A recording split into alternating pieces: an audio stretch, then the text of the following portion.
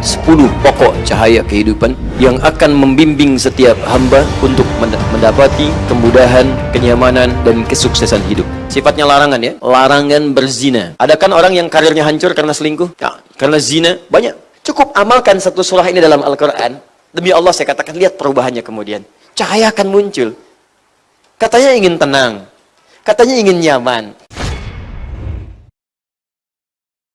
Baik, surah An-Nur berisi 10 pokok cahaya kehidupan.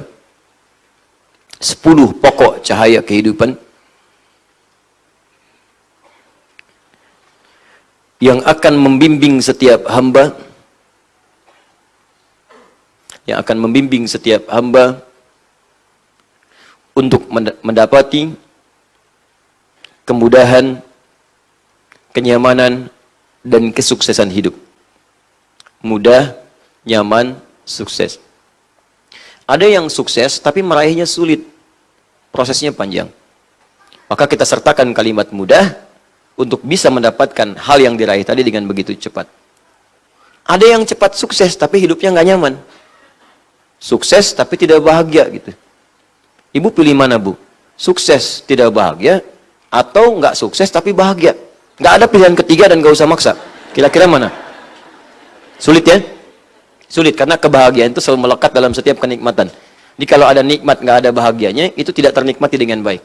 Kayak orang sakit misalnya, ya sakit tapi tenang, atau sehat tapi gelisah, pilih mana? Nggak bisa. Ya, nggak bisa, pasti ingin menyatu keduanya, karena setiap kenikmatan itu akan ada unsur kebahagiaan dalam menerimanya. Baik, maka kita sertakan kalimat nyaman di sini. Ya, mudah, nyaman, dan sukses. Pertama, cahaya yang pertama, bimbingan pertama, saya sebutkan umum dulu, baru nanti kita masuk ke suratnya, ke ayatnya. Nanti kalau mohon izin ya Bu, Pak ya, belajar dengan saya harus sabar. Karena nanti ketika Anda belajar dengan saya, khususnya Al-Quran, saya tidak akan membahas secara global. Yang saya akan bahas bahkan dari setiap hurufnya. Yang penting kita selesaikan, walaupun nggak tuntas sampai kita wafat, minimal kita wafat dalam keadaan sedang mengkaji Al-Quran insya Allah. Ya. Satu, cahaya pertama, sifatnya larangan ya. Larangan berzina. Larangan berzina. Jadi kalau ingin sukses, jangan zina. Ya. Ada kan orang yang karirnya hancur karena selingkuh? Ya, karena zina, banyak. Pertama itu. Nanti kita turunkan pelan-pelan. Kedua, larangan menuduh tanpa bukti, fitnah. Larangan menuduh tanpa bukti, fitnah. Coba lihat, banyak orang hancur karirnya, hancur martabatnya karena fitnah. Ini sekarang marak semua nih. Ya, coba lihat tuh, zina menyebar. Bahkan kemarin ada disertasi yang cenderung menghalalkan zina. 3, larangan menebar hoax. Larangan menebar hoax. Tuh kan, menebar hoax, hoax. Hoax. Ya, berita yang tidak benar. Sudah? Sekarang kejadian nggak? Ya coba tuh, 3-tiganya udah menyebar. Makanya kehidupan tuh sering gelap. Melihat, kan serba gelap yang kita hadapi sekarang ini. Kerusuhan di mana-mana, ribut di mana-mana, saling tuduh di mana-mana. Berita hampir tiap hari tuh, hampir tiap hari kok jelek terus gitu yang muncul. Mabuk di sini, pembunuhan terjadi, kecelakaan begini. Ini hampir tiap hari, buka di tiap hari. Saya hampir tiap hari itu saya jajarin tuh berita tuh. Mulai dari ini, detik.com, Era Muslim, Hidayatullah, Republika, CNN, BBC. Baca semua, hampir musibah tiap hari itu. Gelap. Apa nggak ada tiap hari berita yang menenangkan? Mendapatkan juara ini, terjadi kenikmatan begini, ini meningkat, kenyamanan ini. Coba bandingkan dengan nilai kegelapan yang muncul dibandingkan cahaya kenikmatan yang dirasakan. Berapa persen perbandingannya? Apa di antara dampaknya? Ya ini tadi, sumber-sumber cahayanya itu ditiup. Dipadamkan cahayanya karena padam, yang gelapnya muncul. Kalau cahaya dinyalakan, hilang tuh yang gelap-gelapnya. Itu poinnya. Ini kelihatan sederhana tapi dalam sekali maknanya. 4. Menampilkan hikmah di balik setiap musibah. Menampilkan hikmah di balik setiap musibah. Biasanya kalau orang kena musibah kan suka merasa gelap kan? Tiba-tiba kena PHK, gelap. Pulang lunglai, padahal matahari terang, tapi badan jadi gelap gitu kan? mata gelap, selera nggak ada, ya. Baik, tiba-tiba kemudian ada kecelakaan, ada yang sakit, sakit parah, ada yang meninggal, gelap sampai meratap semacam-macam. Nah, ayat ini akan memberikan hikmah di balik setiap musibah. Sehingga nanti kalau menghadapi musibah apapun, nggak ada gejolak dalam jiwa kita yang berlebihan. Tenang gitu. 5. Larangan mudah menerima berita tanpa validasi. Larangan mudah menerima informasi yang belum tervalidasi, belum dicek kebenarannya. Wah, hati-hati, sekarang kejadian juga. Baru orang bikin status, bikin komen, dicek aja belum. Banyak terjadi gitu kan sekarang. Selanjutnya, larangan mencari kesalahan orang lain, mencari-cari kesalahan orang, mengeksploitasi kekurangan orang lain. Larangan mengeksploitasi kekurangan atau kesalahan orang lain. Wah, sini juga muncul nih sekarang nih, nggak tanggung-tanggung yang dicari kesalahannya ustadz. Kesalahan Ustadz Ali Hidayat. Nggak ada kerjaan. Kalau mau dicari, pasti akan ketemu. Dan banyak lagi yang belum ketemu. Pasti akan ada. Ya, guru itu kalau salah, itu wajar. Tapi murid yang mencari kesalahan-kesalahan guru, itu yang tidak wajar. Ya, sederhana. Kalau saya sih, saya objektif aja. Kalau salah, tinggalkan. Dan beritahu saya dulu. Kalau itu memang benar, nanti saya koreksi. Supaya koreksi itu menyebar di kalangan masyarakat. Bahwa ini salah. Tinggalkan pendapat saya yang keliru, ambil pendapat yang benar. Atau yang kedua, mungkin Anda yang belum tahu bahwa itu bisa dilakukan demikian, cuma referensinya belum sampai, maka saya akan sampaikan kepada Anda supaya tidak menyebar dulu dan membuat Anda malu di kemudian hari. Jelas ya? Baik. Teruskan. Juga menunjukkan besarnya dosa lisan yang sering dianggap kecil.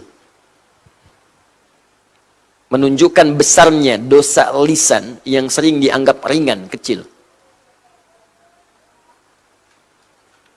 Sekarang orang berdusta kayak ringan ya. Padahal dampaknya besar. Mama pengen permen, ma. Mama lagi ngaji dulu. Permen, malu sama Pak Ustadz. Ntar mau beliin permen 1 truk. 1 truk tuh. Itu yang terbayang di anak itu langsung 1 truk, Bu. Pak. Kelihatannya sederhana, tapi kalau Anda nanti nggak koreksi itu, dia akan biasakan. Kalau dia jadi orang tua, kalimat itu akan dipakai lagi. Dan dia dari kecil terbiasa mendengar yang salah. Ya, antum kalau memang mau bekerja, bilang bekerja. Jangan bilang main dulu ke depan. Nana, ayah mau pergi dulu ya. Ayah mau kemana? Ikut. Wah, enggak, ayah cuman ke depan aja. Padahal mau kerja jauh. Bilang aja pergi jauh. Supaya langsung memberikan pelajaran kepada dia. Dengan kalimat-kalimat yang indah, ajak main dulu, ceritakan dulu. Ayah mengajar dulu ya, dengan mengajar ini, ayah bekerja dulu dengan kerja ini, nanti adek insya Allah pulang bisa dapat mainan, kita bisa main lagi, kita bisa jalan-jalan lagi, kita bisa mengaji bersama. Kalau ayah nggak bekerja, kita nggak bisa melakukan itu lagi. Buat dia mengerti dengan bahasanya. Setelah itu pamit, itu lebih elegan, lebih bagus dibandingkan membuat kalimat-kalimat yang tidak nyata. Ya, jangan tunjukkan sesuatu yang tidak benar, walaupun pada anak kecil. Ya, anak kecil kalau diajari yang tidak benar, dewasanya dia akan terbiasa dengan ketidakbenaran itu. Nanti besok-besok LKS yang 10.000 dia bilang 100.000. Itu balasan dari permen 1 truk tadi.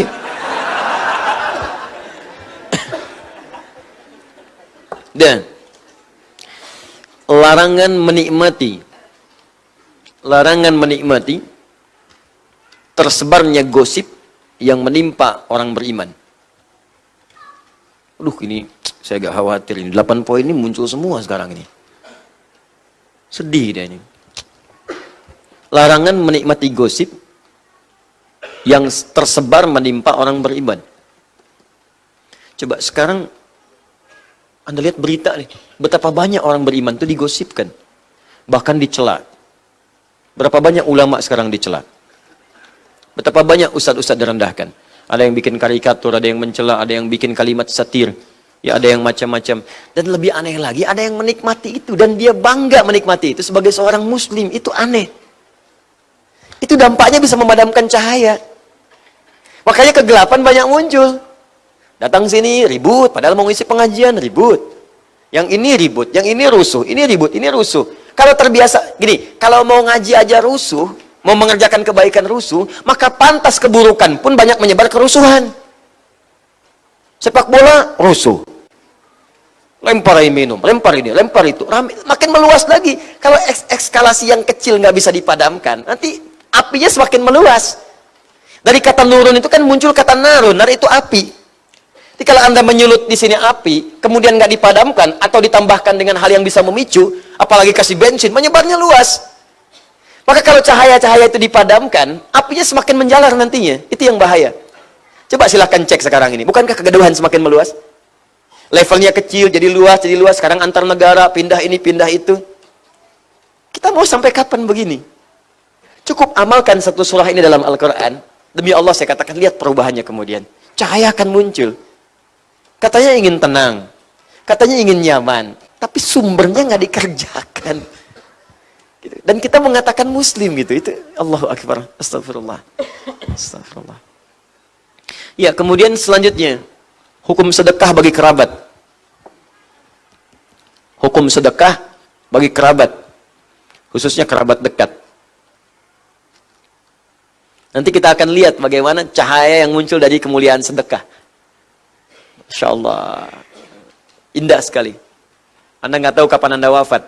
Ketika Anda wafat, tiba-tiba anak paman yang Anda santuni dulu sekarang jadi direktur. Anak Anda diangkat kemudian. Ya, anak bibi yang dulu Anda cuman bayari SPP-nya. Tiba-tiba Masya Allah sekarang jadi punya kedudukan. Tiba-tiba Anda yang wafat, anak Anda dirawat oleh dia. Banyak terjadi. Nah, itu diantara fungsi sedekah. Bagaimana cara sedekahnya? Apakah harus selalu dengan uang? Belum tentu. Nanti kita akan lihat rumusnya saat masuk kepada ayat-ayatnya. Yang terakhir 10. Nah ini. Menghadirkan kunci harmoni dalam rumah tangga. Menghadirkan kunci harmoni dalam rumah tangga. Bagaimana kita mendapati kehidupan rumah tangga yang harmonis dari surah ini.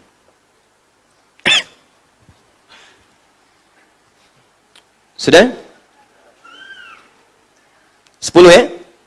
Ada 10 ya?